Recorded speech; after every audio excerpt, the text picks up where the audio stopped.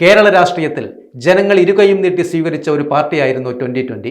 എറണാകുളത്തിന്റെ രാഷ്ട്രീയ ഭൂപടത്തിൽ നിർണായക മാറ്റങ്ങൾക്ക് തിരികൊളുത്തിയ 2020 ഇനി NDA പാളയത്തിലേക്കാണ്.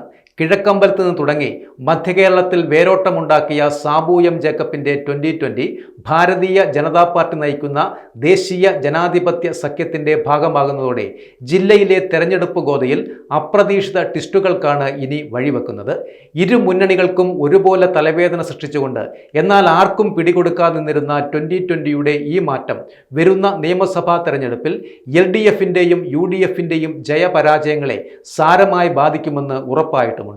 പതിറ്റാണ്ടുകളായി കേരളം കണ്ടുശീലിച്ച ഇരുമുന്നണി രാഷ്ട്രീയത്തിന് ബദലായിക്കൊണ്ട് വികസനത്തിന്റെ കിഴക്കമ്പലം മോഡൽ ഉയർത്തിക്കാട്ടി രംഗത്ത് വന്ന 2020 തങ്ങളുടെ രാഷ്ട്രീയ നയങ്ങളിൽ കാതലായ മാറ്റം വരുത്തിയിരിക്കുകയാണ്. ഇപ്പോൾ LDFും UDFും SDPIയും വെൽഫെയർ പാർട്ടിയും അടങ്ങുന്ന ഒരു അവിശുദ്ധ സഖ്യം തന്നെ ഇല്ലാതാക്കാൻ ശ്രമിക്കുന്നുവെന്ന ഗുരുതരമായ ആരോപണമാണ് 2020 chief coordinator Sabu M Jacob ഇപ്പോൾ ഉന്നയിക്കുന്നത്. ഈ നിലനിൽപ്പിന്റെ പോരാട്ടത്തിൽ NDA അല്ലാതെ മറ്റൊരു അഭയസ്ഥാനമില്ല എന്ന തിരിച്ചറിവാണ് സഖ്യത്തിലേക്ക് നയിച്ചത് എന്നും അദ്ദേഹം വ്യക്തമാക്കുന്നുണ്ട്. കഴിഞ്ഞ തദ്ദേശ നിയമസഭാ തെരഞ്ഞെടുപ്പുകളിൽ എറണാകുളം ജില്ലയിലെ ചില പോക്കറ്റുകളിൽ 2020 നടത്തിയ മുന്നേറ്റം നിസ്സാരമായിരുന്നില്ല. കുന്നത്തുനാട് നിയോജക മണ്ഡലത്തിൽ മാത്രം കഴിഞ്ഞ നിയമസഭാ തെരഞ്ഞെടുപ്പിൽ അവർ പിടിച്ച വോട്ടുകൾ UDFന്റെ പരാജയത്തിന് വരെ കാരണമാവുകയും ചെയ്തു.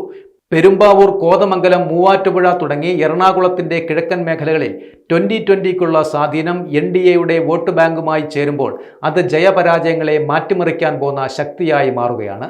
സംസ്ഥാനത്തെ LDF-UDF ബന്ധം അവസാനിപ്പിക്കുവാൻ NDAയുടെ വിപുലീകരണം അനിവാര്യമാണെന്നാണ് സാബു എം ജേക്കബിന്റെ പക്ഷവും. അഴിമതിയിൽ മുങ്ങിയ സഖ്യരാഷ്ട്രീയം അഭ്യസ്തവിദ്യരായ യുവതലമുറയെ കേരളത്തിൽ നിന്നും ആട്ടിയോടിക്കുകയാണെന്നും അദ്ദേഹം കുറ്റപ്പെടുത്തുന്നുമുണ്ട്.